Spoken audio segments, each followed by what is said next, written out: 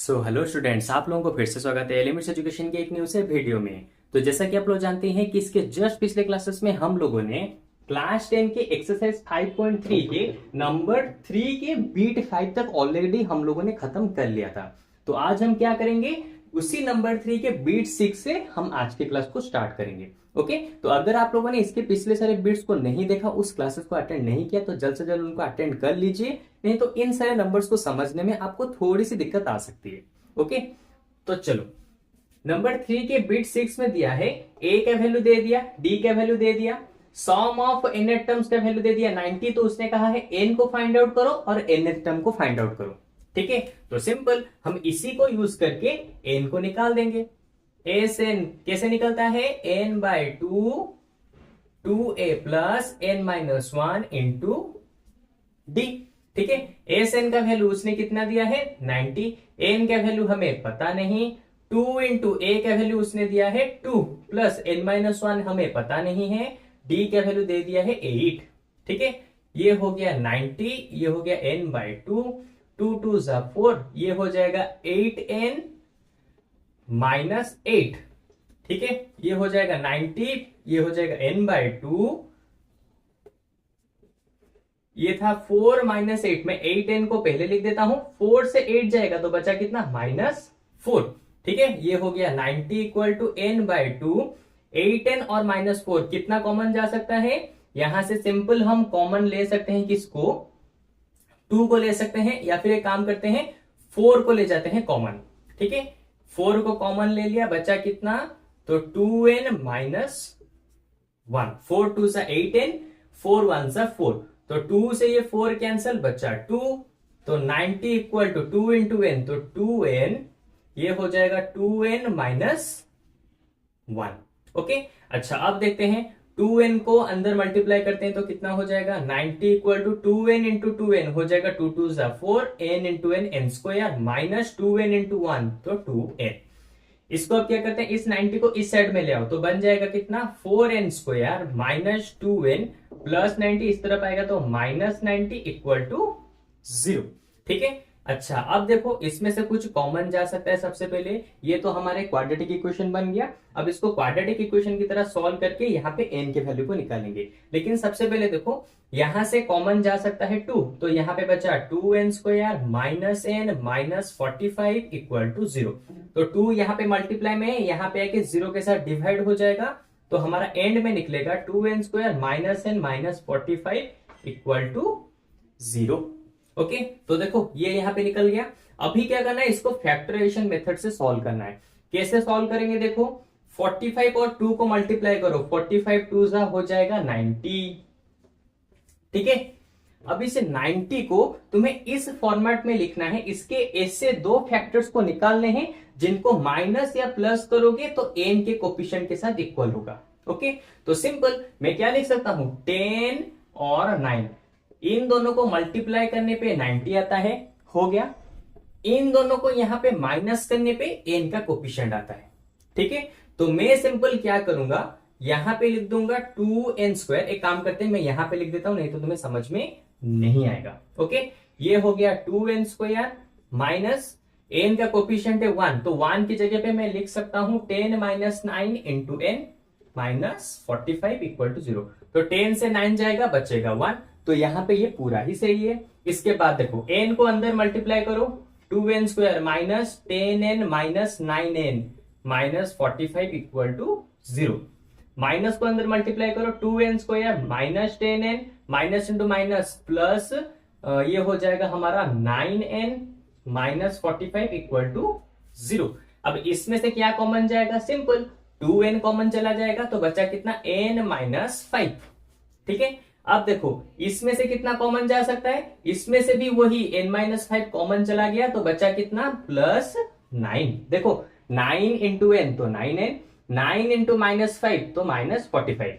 तो अब देखो ये हो जाएगा 2n प्लस 9, ये वाला एक हो गया, और दूसरा वाला हो गया कौन सा, n माइनस 5। ठीक है, इन दोनों को मल्टीप्लाई करेंगे तो यहां पे आएगा 0। तो यहां से हमें n का एक वैल्यू मिलेगा कितना, ये हो गया -9, n का वैल्यू हो जाएगा -9/2। सिंपल, +9 इस तरफ आ गया ना, हो गया। सेम चीज यहां पर भी हमें n का एक वैल्यू मिला 5। तो जैसा कि मैंने इंट्रोडक्शन वाले क्लास में ऑलरेडी बता चुका हूं कि n का वैल्यू कभी भी फ्रैक्शन या फिर डिवीजन किसी भी फॉर्मेट में नहीं रह सकता, सिर्फ नेचुरल नंबर में रह सकता है। तो हमारा आंसर होगा n का वैल्यू 5।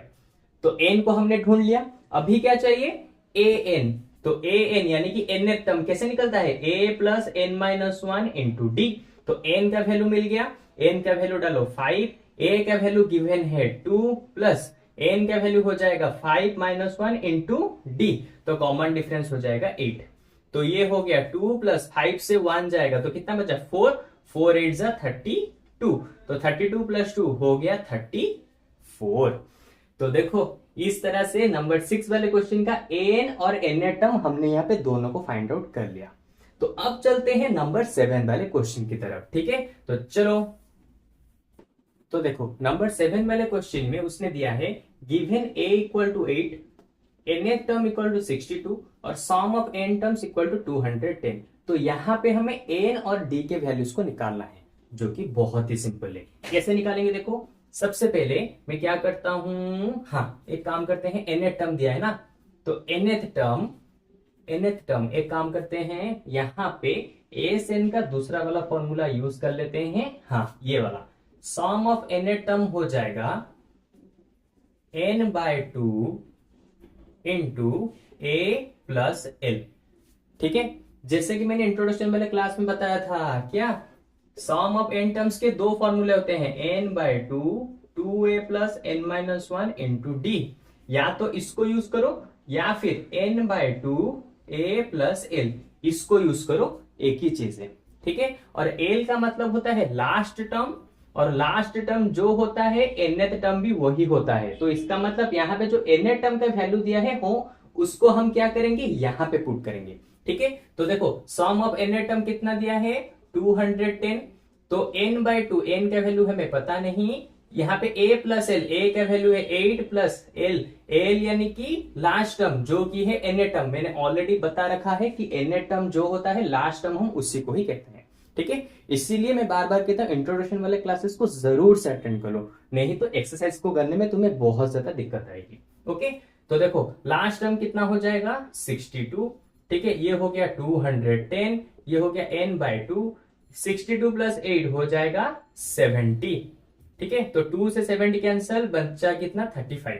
तो 210 इक्वल टू n इंटू 35। तो 35 यहां पे आके डिवाइड हो जाएगा, तो 210 divided by 35 equal to n। तो 35 से 200 कैंसिल करेंगे तो कितना बचेगा, आई थिंक 6 से कैंसिल हो जाएगा, 6 5 जा 30, 6 3 जा 18, 19 20 21, हाँ सही, 6 से ये कैंसिल हो जाएगा। तो n का वैल्यू यहाँ पे निकल गया कितना 6।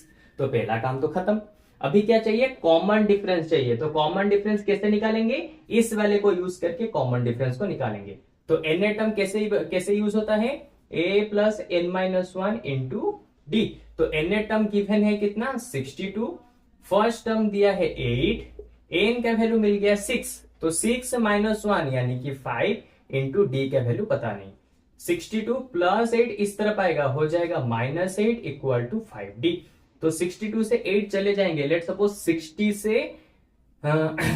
से 8 चला जाएगा तो हो जाएगा यहाँ पे ये 54 इक्वल टू 5d।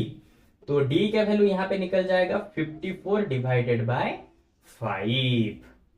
तो लो, उसने जो यहाँ पे दोनों चीजें पूछी थी हमने उसे यहाँ पे करके दिखा दिया। अब चलते हैं हमारे बीट 8 वाले क्वेश्चन की तरफ, ओके। तो चलो, तो देखो नंबर 8 वाले क्वेश्चन में उसने दिया है n term equal to 4, common difference 2, sum of n terms equal to -14। तो यहाँ पे हमें n और फर्स्ट टर्म को फाइंड आउट करना है, ठीक है। तो देखो सबसे पहले इस चीज को यहाँ पे यूज करो, n टर्म कैसे निकलता है, a plus n minus 1 into D. n term कितना दिया है 4, a का वैल्यू हमें पता नहीं, n माइनस 1 ये भी हमें पता नहीं है, d का वैल्यू दिया है उसने 2, ठीक है। अभी क्या करते हैं, देखो ये रहा 4, a प्लस 2 को अंदर मल्टीप्लाई करो, हो जाएगा 2n माइनस 2, ठीक है। तो अब क्या करेंगे, इस -2 को इस तरफ ले आओ, तो 4 plus 2 equal to a plus 2n। तो 4 प्लस 2 कितना हो जाएगा 4 प्लस 2 हो जाएगा 6 और प्लस 2n को इस तरफ ले हो जाएगा -2n इक्वल टू a। ये देते हैं इक्वेशन 1। यहां पे हमने a का कुछ वैल्यू यहां से निकाल दिया। अभी चलते हैं इसको यूज करेंगे। ठीक है, देखो सम ऑफ n टर्म्स कैसे निकलता है, n/2 a plus sorry n/2 2a plus n-1 into D. यहां पे अभी हम इस वाले फॉर्मूले को यूज करेंगे। लेट मी चेक, ये वाला फॉर्मूला इजी होगा या फिर इसको डालने से इजी होगा, यानी कि n/2 a प्लस l। किसको डालने से इजी होगा सबसे पहले चेक कर लेते हैं। Sn n/2 a plus l, मेरे ख्याल से n/2 उसी पुराने वाले फॉर्मूले को यूज करते हैं, जैसे कि अभी मैंने जो यूज किया था Sn n/2 a plus last term. तो सम ऑफ n टर्म्स दिया है -14, n/2 हमें पता नहीं है, a का वैल्यू यहां पे निकला है कितना 6 - 2n और l का वैल्यू कितना, l यानी कि लास्ट टर्म जिसको हम कहते हैं nth टर्म। तो यहां पे हम डालेंगे 4, इसको तुम्हें अच्छे से याद रखना है। तो ये हो गया -14 n/2, 6 + 4 हो जाएगा कितना 10 - 2n। इन दोनों से कितना कॉमन जाएगा, इन दोनों से कॉमन जा सकता है, ये हो गया -14 n/2, इन दोनों से कॉमन जाएगा कितना 2 कॉमन चला जाएगा, तो बचा कितना 5 - n। तो 2 से 2 कैंसल, -14 इक्वल टू n को यहां पे मल्टीप्लाई करो, n को यहां पे मल्टीप्लाई करेंगे तो 5n, n को यहां पे फिर से मल्टीप्लाई करो -n² इक्वल टू -14। अब क्या करते हैं, इन सभी को इस साइड में ले आओ, तो यहां पे क्या बन जाएगा +n², 5n इस तरफ आएगा तो -5n, -14 तो पहले से ही इस साइड में है इक्वल टू 0। ठीक है, अभी क्या करना है, देखो यहां पे है 14 और यहां पे 1, इसको भी क्वाड्रेटिक इक्वेशन यानी कि फैक्टराइजेशन मेथड से ही सॉल्व करना पड़ेगा। कैसे करेंगे, लास्ट और फर्स्ट के नंबर्स को मल्टीप्लाई करो, यहां पे कुछ नहीं है यानी कि 1 इंटू 14 कितना हो गया 14। अब 14 के हमें ऐसे दो फैक्टर्स निकालने हैं जिनको मल्टीप्लाई करने पे 14 आएगा और उनको माइनस या प्लस करने पे बीच वाला नंबर 5 आएगा। ठीक है, तो कौन हो जाएगा, सिंपल 7 और 2। क्यों, 7 और 2 को मल्टीप्लाई करो 14 आएगा, 7 और 2 को माइनस करो 5 आएगा। देखो मल्टीप्लाई करने पे 14 आता है, उन दोनों को माइनस करने पे बीच वाला नंबर आता है। तो अभी हम क्या करेंगे, ये हो गया n² माइनस 5 की जगह पे मैं लिख सकता हूं कितना 7 - 2 इंटू n -14 इक्वल टू 0। ठीक है, तो n को अंदर मल्टीप्लाई करो n² माइनस ये हो जाएगा 7n - 2n -14 इक्वल टू 0। इसके बाद देखो n² माइनस को अंदर मल्टीप्लाई करो -7n minus into minus plus 2n -14 equal to 0। ठीक है, तो अभी इनमें से कुछ कॉमन लेना है और इनमें से कुछ तुम्हें कॉमन लेना है। क्या कॉमन लेंगे, सिंपल n को कॉमन ले जाएंगे तो बचा n - 7। ठीक है, और यहां से भी सिंपल वही n - 7 ही कॉमन जाएगा, तो बचा कितना +2। ठीक है, चाहो तो मल्टीप्लाई करके चेक कर लो, 2 इंटू n 2n, 2 इंटू -7 हो जाएगा -14 इक्वल टू 0। तो इन दोनों को मिला के एक जगह पे लिख दो n+2। ठीक है, और ये दोनों सेम सेम है, इनको यहां पे लिख दो एक बार इक्वल टू 0। तो देखो यहां पे n+2 इक्वल टू 0 निकला और यहां पे n - 7 इक्वल टू 0 निकला, और यहां पे n का वैल्यू हो गया -2, यहां पे n का वैल्यू हो गया 7। तो मैंने पहले ही कह चुके हैं क्या, n का वैल्यू कभी भी माइनस में या फिर डेसिमल में या फिर फ्रैक्शन में नहीं हो सकता, वो सिर्फ एक नेचुरल नंबर ही होगा। तो n का वैल्यू हो गया हमारा 7। तो अभी हमें क्या चाहिए, फर्स्ट टर्म चाहिए ना, तो फर्स्ट टर्म तो इजीली निकल जाएगा। कैसे निकलेगा, देखो nth टर्म का यूज करो, तो an का वैल्यू कैसे निकलता है, a + n - 1 इंटू d। तो nth टर्म कितना दिया है 4, a का वैल्यू पता नहीं, n का वैल्यू निकला है 7, तो 7 - 1 हो जाएगा 6 इंटू d, d यानी कि कॉमन डिफरेंस हो जाएगा 2। तो ये हो गया 4 इक्वल टू a + 6 2 12 प्लस 12 इस तरफ जाएगा, हो जाएगा -12 इक्वल टू a। ठीक है, अच्छा तो अब देखो 4 से 12 जाएगा तो बचा कितना -8, तो a का वैल्यू भी यहां पे निकल चुका है -8। तो इस तरह से नंबर 8 वाला क्वेश्चन भी यहां पे खत्म हो गया। अब चलते हैं नंबर 9 वाले क्वेश्चन की तरफ। ठीक है, तो चलो तो देखो नंबर 9 क्वेश्चन बहुत ही ज्यादा सिंपल है, क्योंकि उसने यहाँ पे फर्स्ट टर्म दे दिया, n का वैल्यू दे दिया, और sum of n terms equal to 192 ये भी दे दिया। ठीक है, यहाँ पे सिर्फ s लिखा है, तो सिर्फ s का मतलब वही होता है सम ऑफ n टर्म्स। ओके, तो उसने हमें पूछा है d को फाइंड आउट करो। सिंपल, ये कैसे निकलता है उसका फॉर्मूला हम यहाँ पे यूज करेंगे। Sn equal to n by 2a plus n minus 1 into D. तो सम ऑफ n टर्म्स दिया है 192, n बाई 2 यानी कि 8 बाई 2 इंटू 2 इंटू ए, तो 2 का वैल्यू, ये तो 2 रह गया, a का वैल्यू दिया है 3, n माइनस 1 यानी कि n का वैल्यू 8, तो 8 माइनस 1 हो जाएगा 7 इंटू डी। तो ये हो गया 192, 2 से 8 कैंसिल, बचा 4 इंटू 3 2 जा 6 प्लस 7 डी। तो 4 आएगा, यहाँ पे क्या हो जाएगा डिवाइड, यहाँ पे 4 मल्टीप्लाई में है, यहाँ पे आके हो जाएगा डिवाइड, ये हो जाएगा 6 प्लस 7 डी। तो 4 से इसको कैंसिल आउट करते हैं तो कितना आ जाएगा, 4 5 जा 20, 4 4 जा 16, 4 4 जा 16, बचा 3 32, तो 4 8 जा 32। ठीक है, तो देखो 48 का वैल्यू आ गया 6 प्लस 7d, 6 इस तरफ जाके माइनस हो जाएगा, 48 माइनस 6 इक्वल टू 7d, 48 से 6 जाएगा तो बचा 42, ये आ गया 7d, 7 आके यहाँ पे डिवाइड तो 42 डिवाइडेड बाय 7, तो 7 से ये कैंसिल, बचा 6, तो d का वैल्यू यहाँ पे निकल गया कितना, 6। देखा कितना ज्यादा इजी क्वेश्चन था नंबर 9 वाला क्वेश्चन। सभी क्वेश्चन से तो नंबर 9 वाला क्वेश्चन ही इजी लगा मुझे। ओके, अच्छा तो अब चलते हैं लास्ट वाले क्वेश्चन यानी कि बीट 10 वाले क्वेश्चन की तरफ, और उसको खत्म करते ही आज का क्लास भी यहाँ पे खत्म हो गया। ओके, तो चलो,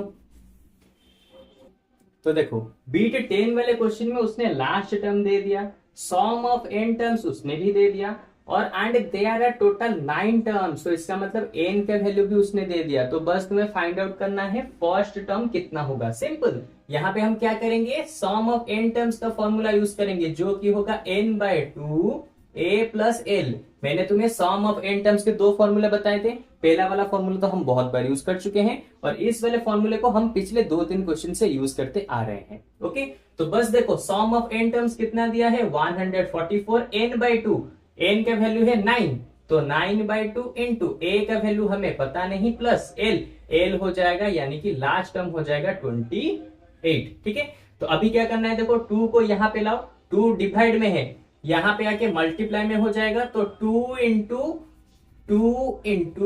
144 equal to n into a plus, अरे रे रे रे रुको रुको रुको रुको, मैंने n का वैल्यू तो यहाँ पे 9 मुझे लेना था, मैंने यहाँ पे थोड़ी सी मिस्टेक कर दी, 9 डालना भूल गया, क्योंकि टोटल नंबर ऑफ कितने दिए हैं 9 टर्म्स, और ये a मुझे पता नहीं है। ओके, तो 9 बाई 2 यहाँ पे मल्टीप्लाई में है, यहाँ पे आके डिवाइड हो जाएगा, 9 by 2 equal to a plus 28। अब इस डिवीजन को हटाने के लिए हम क्या करेंगे, इसको रेसिप्रोकल कर देंगे, ये हो गया a प्लस 28, तो 9 से कितना कैंसिल करेंगे, आ जाएगा 144, 9 1 जा 9, 9 2 जा 8, 9 1 जा 9, तो बचा कितना 554, 9 6 जा 54। ठीक है, तो 16 इंटू 2 हो जाएगा 32 इक्वल टू a प्लस 28, तो प्लस 28 इस तरफ आएगा, हो जाएगा माइनस 28 इक्वल टू a, 32 से 28 जाएगा तो बचा कितना 4 इक्वल टू फर्स्ट टर्म। तो देखो यहाँ पे हमारा फर्स्ट टर्म निकल गया कितना 4, यानी कि लास्ट वाले जो दोनों क्वेश्चन थे ना, नंबर 9 और नंबर 10 वाले क्वेश्चन बहुत ही ज्यादा इजी थे। ठीक है, एक ही फॉर्मूले से आंसर हमारा निकल गया। ठीक है, तो चलो इस तरह से नंबर 3 वाले क्वेश्चन के सभी बीट्स हमने आज खत्म कर दिए हैं। अब इसके अगले वाले क्लास से हम क्या करेंगे, नंबर 4 वाले क्वेश्चन से स्टार्ट करेंगे, और जल्दी जल्दी इसी तरह से हम एक्सरसाइज 5.3 को पूरा ही खत्म कर देंगे। ओके, तो चलो आज के क्लास में बस इतना ही। अब हम लोग मिलेंगे इसके जस्ट एक न्यू से क्लास में, यानी कि कल के वाले क्लास में, और इसी तरह से पूरे के पूरे अरिथमेटिक प्रोग्रेशन चैप्टर को ही खत्म कर देंगे। ओके, तो चलो बाय बाय।